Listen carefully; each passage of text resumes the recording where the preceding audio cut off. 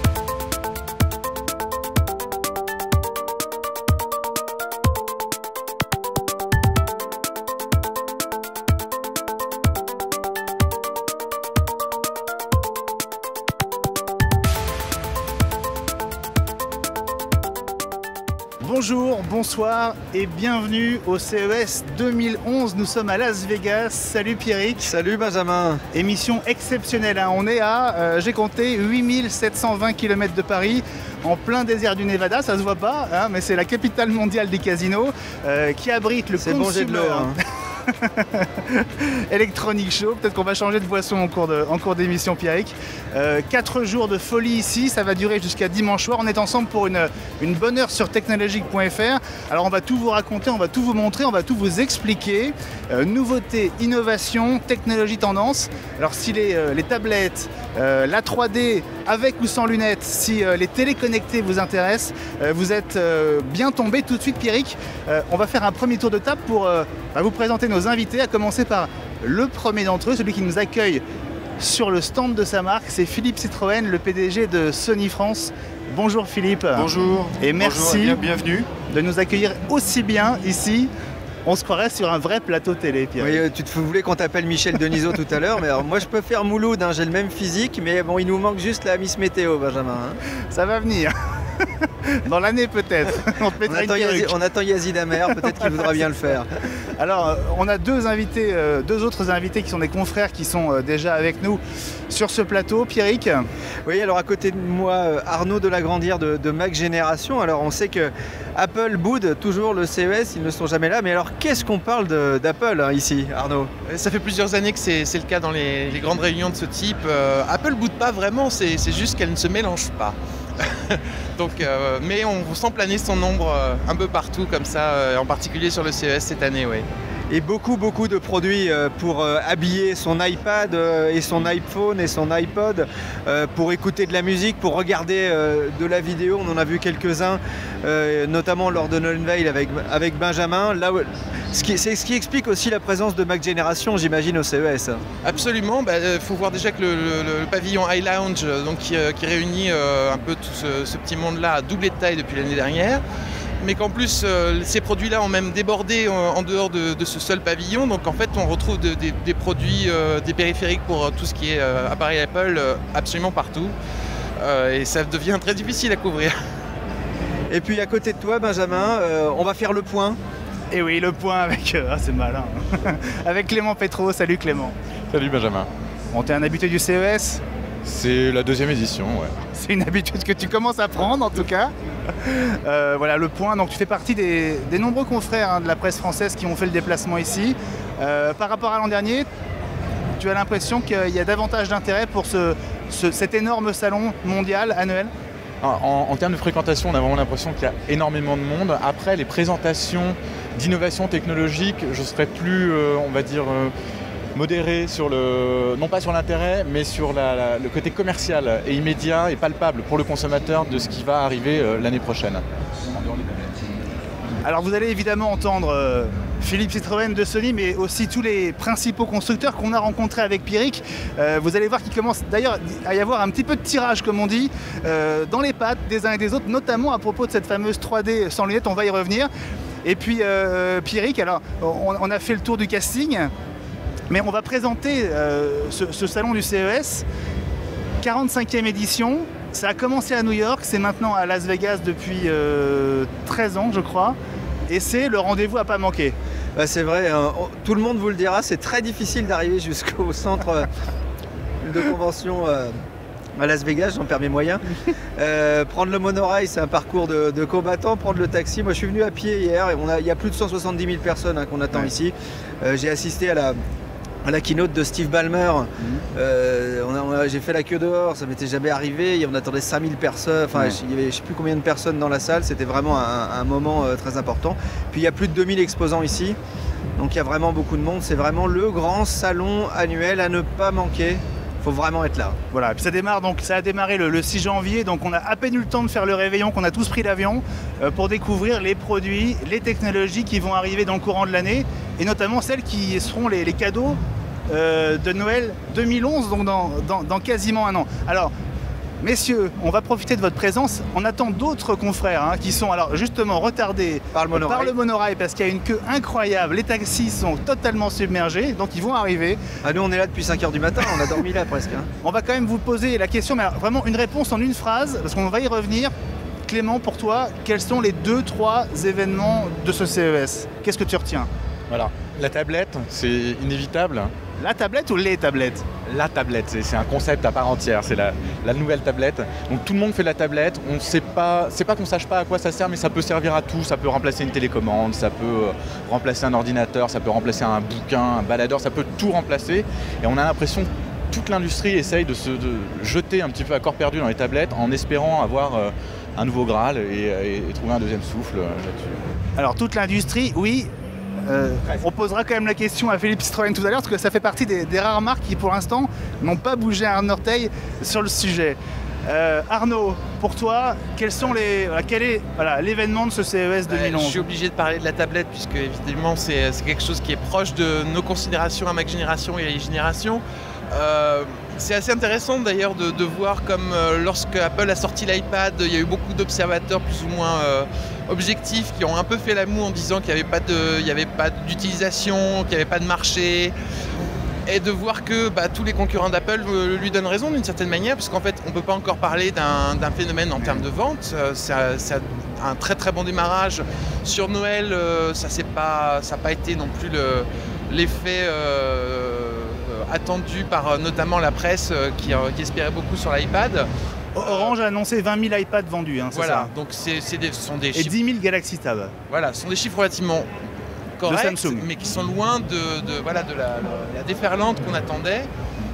De même que sur les ventes de presse en ligne sur l'iPad, on n'a pas vu non plus, on a vu une plongée un petit peu des ventes de la presse virtuelle, on va dire.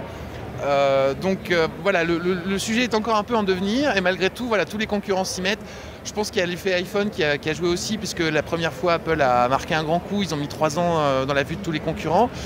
Ils n'ont pas voulu reproduire l'opération. Je pense que c'est surtout ça. Donc tout le monde met les jetons sur la table, et puis que le meilleur gagne, quoi.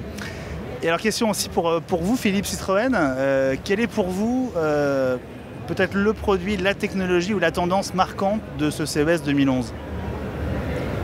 Alors moi j'ai retenu 3 tendances marquantes. Il y a la 3D, il y a la télévision connectée et il y a la tablette. Ce sont les trois événements dont tout le monde parle ici. Alors il y a un de ces événements sur lesquels vous n'êtes pas présent pour l'instant. Est-ce que la tablette, c'est un projet que vous avez chez Sony? Oui, bien sûr, on est en train de préparer quelque chose. On n'a rien montré ici parce qu'on n'est pas tout à fait prêt. Si vous voulez, l'idée c'est qu'on n'est pas les premiers, puisque le concept a été magnifiquement inventé par Apple, qui est un produit qui fonctionne très bien. Donc l'intérêt pour nous d'arriver sur ce marché, c'est d'arriver avec quelque chose d'innovant, de particulier à la sauce Sony. Donc on préfère prendre un petit peu de temps pour faire quelque chose de bien, d'innovant, de différent, plutôt que de faire un produit MeToo qui n'est pas tellement dans l'esprit de la maison. Mais ça sera bientôt.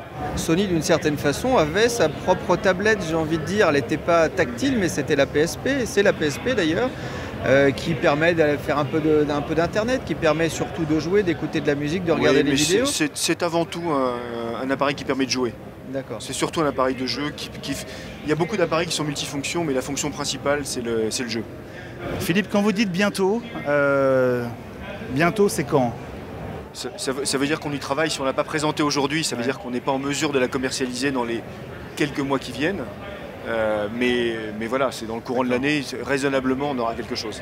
Avant le CES, je vais te donner la parole Arnaud, avant le CES, on disait qu'il y avait une trentaine de tablettes qui avaient été annoncées.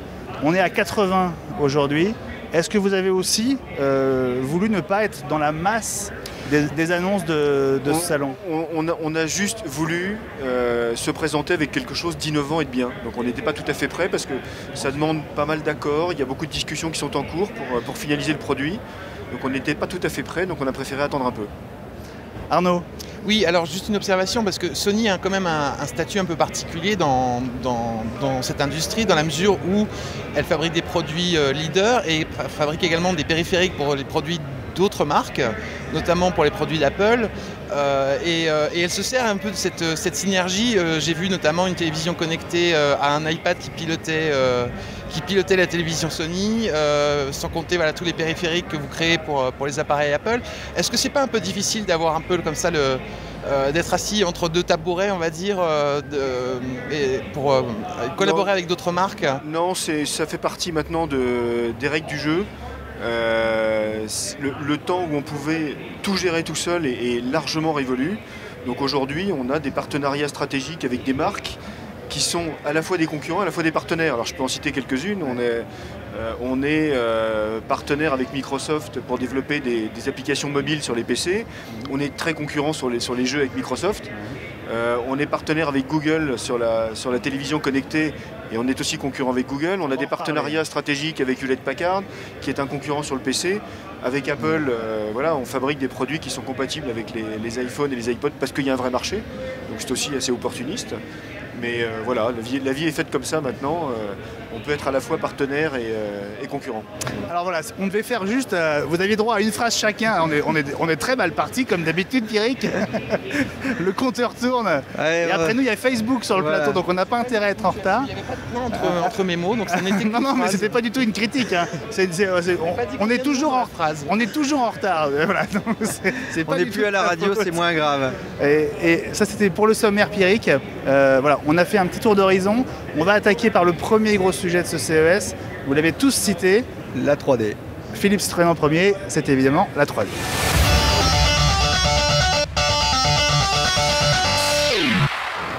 Génération technologique au CES de Las Vegas, Pierrick. On est pas peu fiers d'être là quand même. Hein. Ah bah ça fait du bien et puis c'est vrai qu'il y a tellement de choses à voir et en premier plan bien sûr la télévision 3D. On sait qu'il s'est vendu en France, hein, d'après les chiffres GfK, environ 120 000 téléviseurs 3D l'an dernier. C'est beaucoup moins que ce qui était prévu par les constructeurs. Ce qui était prévu par les constructeurs et notamment par Samsung qui voyait énormément un marché en très forte croissance. Ça avait fait susciter quelques critiques, notamment de la part d'un certain nombre de concurrents. Mais on sent quand même que c'est en train de bouger. Que tous les constructeurs arrivent avec des gammes complètes, j'ai envie de dire pratiquement à tous les prix, pour tout le monde, avec vraiment des tailles à toutes les tailles d'écran aussi. Toutes les tailles d'écran, on va le voir avec Pana. Et il y a un véritable marché qui est en train de se créer, ça y est, on sait que les programmes arrivent, il va y avoir plus de 40 films qui vont sortir au cinéma en 3D cette année, dont quand même quelques films importants. Cars 2, moi j'attends ça avec énormément d'impatience, le dernier Harry Potter également, et puis Tintin qui sera également en 3D, donc beaucoup de films. Et puis une saga dont on va reparler dans quelques minutes. Technologique en 3D. Voilà, avec un grand homme en noir. Tu sais. Ah oui. Mike Tyson. Voilà. Alors justement Pierre, avec la 3D et Philippe Strain, c'est un domaine qui vous intéresse directement parce que derrière nous il y a 2 démonstrations d'écran 3D assez fantastiques. On va d'abord parler de la 3D avec lunettes qui évolue. Alors on est en train de passer d'un système de lunettes actives à un système avec des lunettes passives qui sont plus légères et qui sont surtout beaucoup moins chères. Non. Pas chez vous? Non. Vous restez à la 3D et lunettes actives? Oui, parce qu'aujourd'hui, c'est ce qui nous semble offrir le meilleur résultat, sans comparaison possible, et que un des facteurs de succès de la 3D, c'est de la très haute qualité. Si la qualité n'est pas parfaite, les gens n'en voudront pas. Et la seule technologie aujourd'hui, à notre sens, qui permet d'avoir une qualité parfaite, c'est la 3D avec lunettes actives, qui présente l'inconvénient d'avoir des lunettes sur le nez. Et bien justement, C'est intéressant parce que chaque constructeur a une vraie stratégie différenciée. Vous avez fait un choix vraiment de la qualité maximale. C'est pas le choix qu'a fait LG notamment.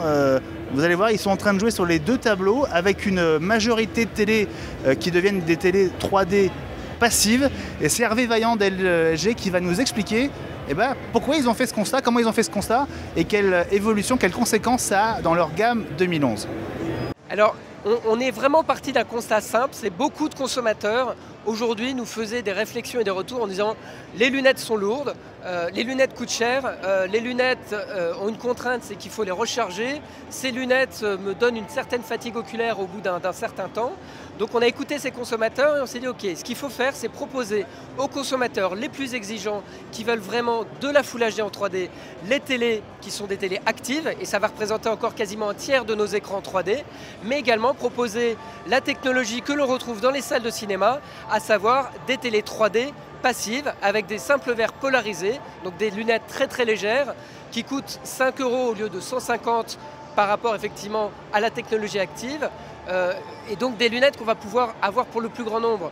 Quand vous êtes une famille nombreuse avec 5-6 enfants, ça devient assez onéreux de s'acheter effectivement des lunettes actives. Alors c'est pas une expérience parce qu'on fait aujourd'hui la démonstration d'un écran de 55 pouces qui a effectivement cette technologie qu'on appelle auto-stéréoscopique, donc sans lunettes. Par contre, l'angle de vision est quand même assez, on va dire assez étroit. On a un angle de vision de 180 degrés avec nos télé 3D, cinéma 3D, donc avec la technologie passive. Sur ces écrans, l'angle idéal de vision, c'est à peu près 15 degrés. Donc dès que vous décalez un petit peu, c'est pas évident. Et l'angle, on va dire acceptable, c'est 30 degrés. Ce qui veut dire qu'on va quand même avoir de très beaux jours devant nous avec la technologie cinéma 3D. Et je pense que la véritable révolution de la télé 3D avec un angle de vision de 180 degrés, il faut attendre encore 2-3 ans. Voilà donc la position d'LG qui est en train de faire évoluer sa stratégie. Philippe Citroën tient à la 3D active. Donc dites-nous quand même un mot de ces deux écrans qui sont derrière nous. Je vais vous dire un mot de la situation actuelle. Ouais. En fait, le marché a démarré un petit peu doucement avant l'été. Je pense qu'on a été un peu rapide en termes de communication. Et on a constaté, tous, il y a une erreur de la profession, on a été un peu rapide. Et on a réalisé après l'été que les consommateurs, il y a beaucoup de consommateurs qui pensaient que s'ils achetaient un téléviseur 3D, ils étaient condamnés à regarder la télévision en permanence avec des lunettes. Donc là, ça a eu un effet un peu négatif. Donc il a fallu réexpliquer, mettre en place nos démonstrations, réexpliquer aux gens qu'un téléviseur 3D, c'était avant tout et surtout un très bon téléviseur normal, donc qui permet de regarder la télévision de façon classique, sans lunettes, et de temps en temps, parce qu'il y a un programme adapté qui est diffusé en 3D et qu'on a envie de se faire un joli spectacle, on met ses lunettes et on enclenche la fonction 3D. Et là, du coup, les ventes sont parties et c'est en train de démarrer. Alors, un petit mot sur la technologie. Nous, aujourd'hui, on est certain qu'il faut absolument offrir une qualité d'image maximale. C'est une condition sine qua non parce qu'il y a beaucoup de débats sur le fait que la 3D soit confortable, pas confortable. Il faut que ça soit très confortable pour que les gens y adhèrent. Et pour nous, la seule solution qui permette de le faire, c'est la lunette active. Donc on restera avec ça pendant encore quelques années jusqu'à ce qu'on soit capable d'assurer la transition avec ces prototypes que vous avez vus là qui sont très spectaculaires. Ouais. Donc ça laisse clairement... Là on passe au deuxième aspect de la question traitée ici au CES à Las Vegas. C'est ce que tout le monde attend, c'est la télé 3D sans lunettes. C'est ce que vous montrez dans deux salles derrière, avec deux écrans différents. Expliquez-nous la différence entre les deux. C'est très simple, il y a un écran sur lequel on a doublé la définition de base et un écran sur lequel on a quadruplé la définition de base. Et encore avec cette certitude... On appelle ça le 2K et le 4K. Le 2K et le 4K, toujours avec cette certitude qu'il faut que la qualité soit absolument parfaite pour avoir une image fluide. Et alors je vais essayer de ne pas rentrer dans les détails techniques, mais pour faire de la 3D sans lunettes, il faut appliquer un traitement avec des filtres sur l'écran. Ouais. Et en fait, les systèmes de filtres dégradent la qualité d'image originale et la divisent à peu près par 4. Donc le calcul simple qu'on a fait, c'est de dire que si on multiplie par 4 la qualité de l'écran à l'origine, la restitution en 3D, elle sera ce que l'on observe aujourd'hui sur une télévision haute définition sans lunettes. Donc c'est le résultat que vous avez là, qui est très séduisant. Et il nous faut juste maintenant un petit peu de temps arriver à trouver un système de production économique à des coûts qui soient raisonnables pour le consommateur. Parce qu'aujourd'hui, ça serait absolument hors de prix. Hors de prix. Donc là, on parle du 4K qui est le plus bluffant des deux. Oui. Combien de temps il vous faut pour amener ce genre d'écran à un niveau grand public? Ça se chiffre en quelques années parce que la technologie, on la maîtrise. Oui, quelques années. Alors je ne peux pas vous dire si c'est 2, 3 ou 4 ou un peu plus, mais voilà, on est sur la route de réussir à le faire. Alors évidemment, la question que tout le monde se pose, c'est de dire pourquoi est-ce que vous montrez ça et est-ce que vous n'êtes pas en train de scier la branche sur laquelle vous êtes assis avec vos téléviseurs 3D avec des lunettes? La réponse est non parce que, encore une fois, je reviens à ma démonstration, un téléviseur 3D avec des lunettes, c'est d'abord un excellent téléviseur classique. Et ce qu'on propose aux gens, c'est d'investir quelques petites centaines d'euros, parce que maintenant l'écart de prix, avec tous les systèmes de promotion qu'on trouve dans la distribution, il y a un écart de prix entre un téléviseur classique et un téléviseur 3D qui est de moins de 200 euros. On leur dit faites-vous plaisir, investissez 200 euros et pendant les 2, 3, 4 ans, vous allez pouvoir profiter de spectacles formidables parce qu'il y a beaucoup de films, il y a beaucoup de retransmissions sportives, il y a beaucoup d'émissions de variété qui sont en programmation en 3D. Quand les écrans plats, les écrans LCD sont sortis il y a quelques années, l'écart de prix était, on va dire, énorme entre la télé cathodique classique et c'est une erreur. Enfin, en tout cas, vous n'avez pas voulu recréer cet écart de prix pour arriver tout de suite quand même à un effet de masse. Oui, parce que voilà, aujourd'hui on voit bien qu'on a réussi à progresser de façon incroyable. Je ne connais pas d'autres industries sur lesquelles les prix, d'autres industries haut de gamme, sur lesquelles les prix chutent aussi rapidement. C'est quand même incroyable. Quand vous regardez aujourd'hui le prix moyen d'un téléviseur LCD grande taille, c'est juste stupéfiant par rapport à ce que ça coûtait il y a 10 ans. Arnaud a une question à vous poser, je crois, Philippe. Par rapport au marché, il y a quand même une chose qui peut être un peu gênante pour le grand public, c'est que jusqu'à présent, au niveau de l'audiovisuel, on avait une ligne d'évolution qui était plutôt linéaire. Genre, on savait qu'il y avait la HD, donc c'était ce que les gens prévoyaient d'acheter. Maintenant, on a ces écrans 3D, en relief, puisque c'est un abus de langage. Et puis par ailleurs, on a également les télévisions connectées. Qui sont donc deux segments séparés. Je ne crois pas qu'il y ait de modèle qui fasse les deux à la fois. Comment est-ce que vous allez aider le consommateur à faire son choix? Parce que c'est quand même des investissements qui sont pour plusieurs années. On va parler des téléconnectés après. Justement, mélangeons pas les deux parce que c'est déjà suffisamment compliqué. Non, mais on est là pour vulgariser ça, aussi. Le sujet, on parlait du marché de la 3D, donc c'est un élément perturbateur peut-être. Non, pour répondre simplement à votre question, notre campagne la campagne de publicité qu'on prépare pour 2011, le slogan international, c'est Television Redefined. Donc ça veut bien dire qu'on est à un virage extrêmement important de la télévision, d'abord avec le passage de la 2D avec la 3D, et ensuite du fonctionnement passif au fonctionnement actif avec la télévision connectée, mais tout ça est parfaitement compatible. C'est une autre façon de consommer de la télévision et c'est une vraie révolution. Philippe Citroën, vous le connaissez, on l'accueille avec nous, c'est Stéphane Faudeux qui a plusieurs casquettes, mais qui est notamment président du club HD. On va te passer la parole dans quelques instants, Stéphane, parce que c'est évidemment l'un de tes domaines de prédilection. On va aborder le deuxième aspect de la question. Vous disiez tout à l'heure qu'il faudrait plusieurs années avant que ces téléviseurs arrivent. Il y a une marque qui a pris tout le monde de court le premier jour du CES, c'est Toshiba, qui nous promet un modèle de plus de 40 pouces à un tarif grand public avant la fin de l'année 2011. On peut dire que ça a mis un sacré bazar chez les fabricants. J'attends juste, moi, de savoir le tarif grand public, qu'est-ce que ça sera. Ça sera du très grand public ou du petit public quand même. Alors, on va quand même écouter les explications d'Alain Priou, le directeur marketing de la division vidéo en fait, de chez Toshiba France. Il vous explique ce coup de semonce, ce coup de tonnerre que Toshiba a fait tomber sur le CES il y a quelques heures. Après avoir commercialisé au Japon sur la fin de l'année des écrans 3D sans lunettes mais de petite taille, nous prenons date aujourd'hui en démontrant au monde entier que la télé 3D sur des grandes tailles c'est possible.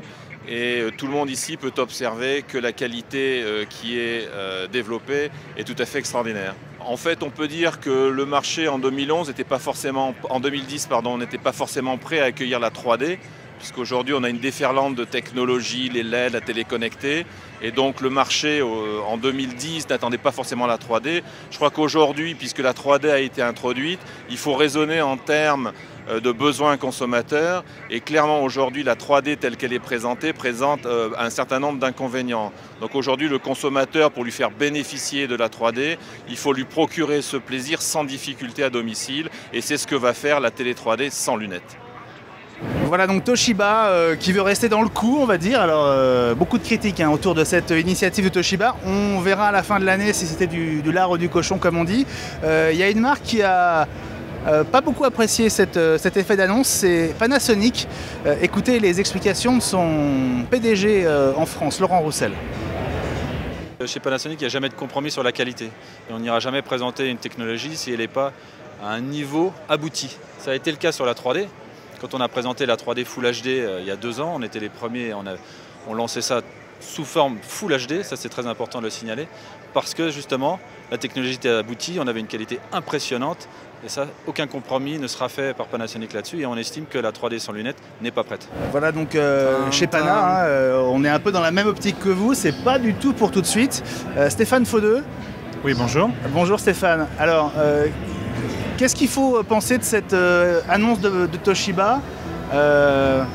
Est-ce que c'est juste un coup de pub, ou est-ce qu'il y a une vraie perspective d'un produit de qualité à un tarif grand public pour Noël prochain? Ça dépend si on croit au Père Noël. Bon bah voilà.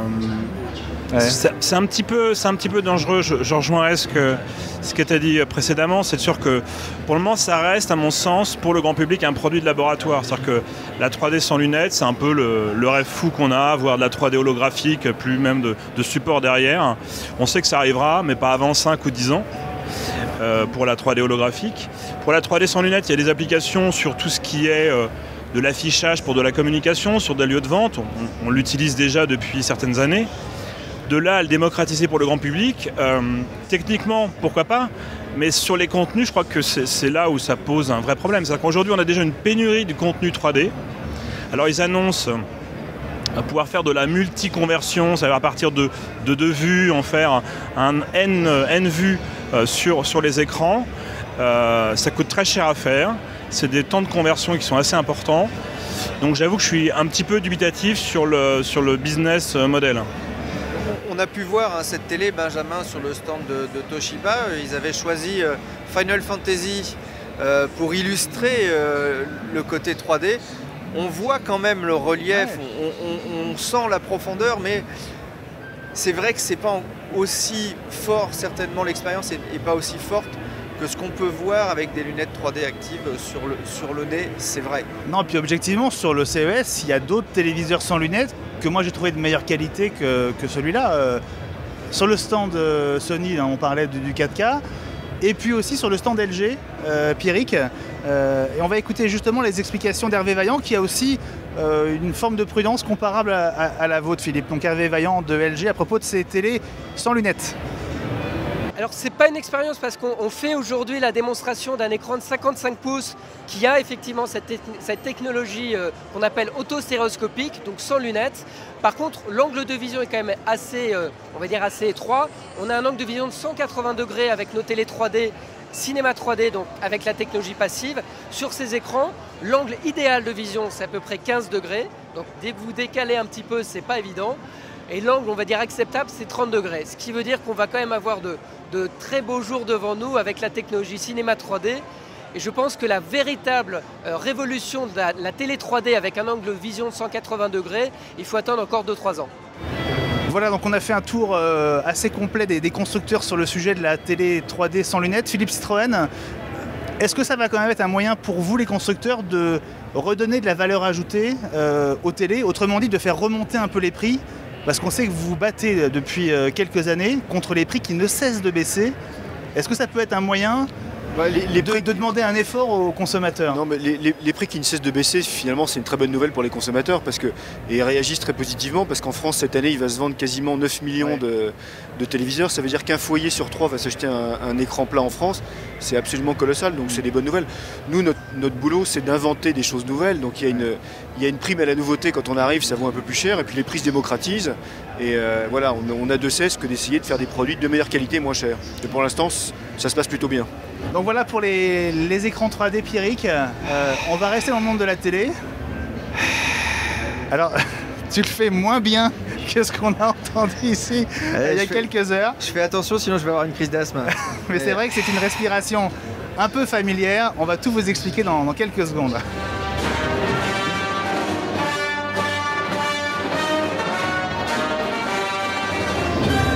Et oui, faut quand même pas être sorti de chez soi pour pas connaître cette musique. Hein, ça, tu confirmes. Star Wars. Voilà, l'intégrale. Tu veux que je te la fasse, c'est ça? Ah vas-y, fais-la pendant que j'explique. Je me souviens plus là.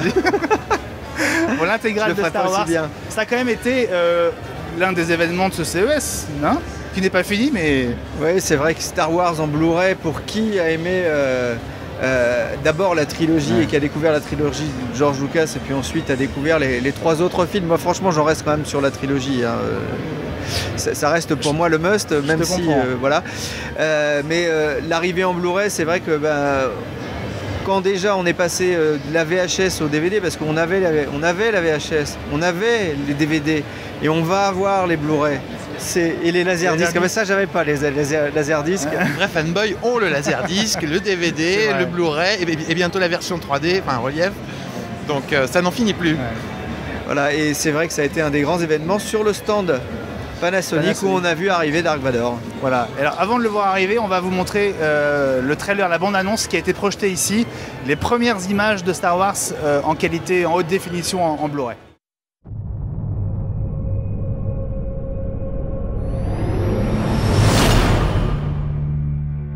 The Force is what gives the Jedi his power. It surrounds us. It binds the galaxy together. You will be tempted by the dark side.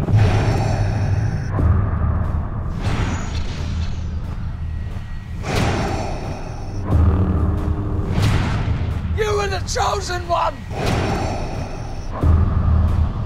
You must confront Vader.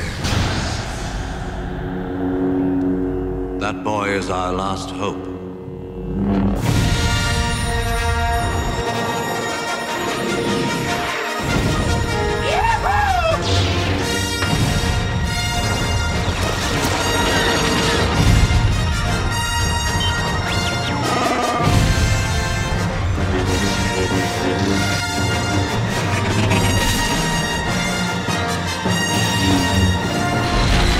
I am a Jedi, like my father before me.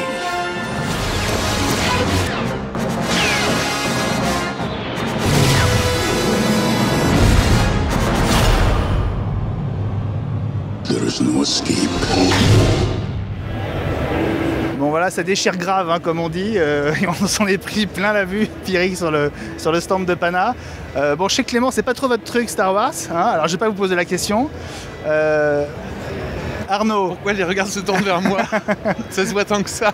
À cause du laserdisc. Non, mais voilà, nous, dans l'univers Apple, pour le savoir, il faut quand même... ça se passe chez iTunes. On n'a pas de lecteur Blu-ray dans les Mac parce que Steve Jobs a dit qu'il fallait pas qu'on en ait. Donc j'attendrai la sortie sur iTunes. Alors je vais te poser la question à un fan de 3D quand même, Stéphane Faudeux. Est-ce que c'est un véritable événement ou est-ce que c'est surtout un gros coup commercial? La sortie Blu-ray? Ouais. Oh bah un peu des deux. Effectivement, moi je fais partie des vieux. J'ai eu les laserdiscs, j'ai le boîtier collector VHS, les DVD. C'est vrai que les DVD étaient, enfin pour moi, assez décevants. Je trouve que la qualité n'était pas très bonne puisque certains des films avaient été remasterisés et sur le DVD on ne voyait pas forcément le résultat. Là ce qu'on a pu voir hier était plutôt bluffant. Et puis en effet oui, il y aura la sortie 3D dans quelques années. Enfin, l'année prochaine pour l'anniversaire, un des anniversaires, il y aura une première sortie. Donc ils vont bien nous faire le coup du Blu-ray 3D quand on aura tous acheté le coffret Blu-ray. Bah tout à fait. D'accord. Bon, c'était juste pour avoir la confirmation, non, Stéphane. Philippe Citroën quand même, pour Sony qui est l'inventeur du Blu-ray, C'est un grand moment que Star Wars sorte en Blu-ray, j'imagine. Oh bah bien sûr, oui, parce qu'il va y avoir plein de fans qui vont l'acheter, et puis c'est très bien. Enfin, ça y est, le format Blu-ray, il n'y a plus de questions qui se posent. Le format, c'est parti, on en trouve dans les bacs en grande quantité, mais c'est bien que des titres légendaires comme ça soient réédités en Blu-ray, c'est très bien. Alors on est à Las Vegas, donc vous imaginez que l'arrivée de Star Wars en Blu-ray, ça pouvait pas tenir sur un communiqué de presse. Donc ça a été fait, comme on le disait, dans les formes, à l'américaine, sur le stand de Panasonic. Et ça s'est passé comme ça, on y était avec notre petite caméra.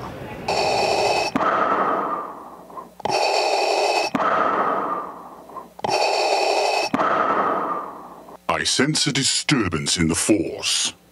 Something about the complete Star Wars saga coming to Blu-ray?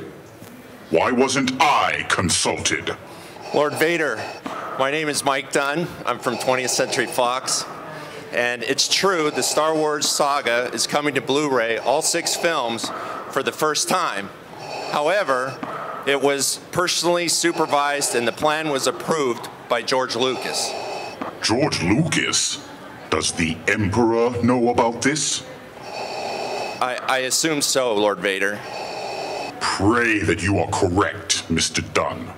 The Emperor is not as forgiving as I am. Tell me more about this Blu-ray release. It would be my pleasure, Lord Vader. The Force is with Blu-ray. The market is ready, Lord Vader. There's 27 million Blu-ray households right now, and another 11 million households in 2011, and that's just in North America.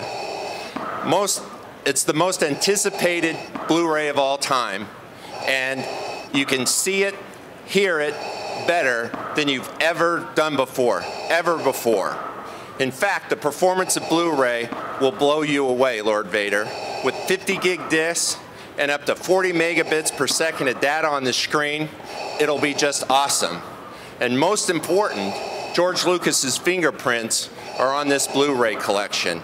You see exactly, what he meant for you to see.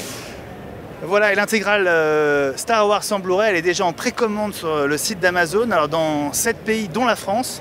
Alors ça vaut quand même 95,99 €. C'est pas cher quand on aime, c'est vrai. Et puis Eric, alors, le prix t'a un petit peu énervé hier et je crois que t'as voulu régler ça à ta manière. Non, c'est pas ça, c'est que moi, franchement, l'Empire, je suis pas pour.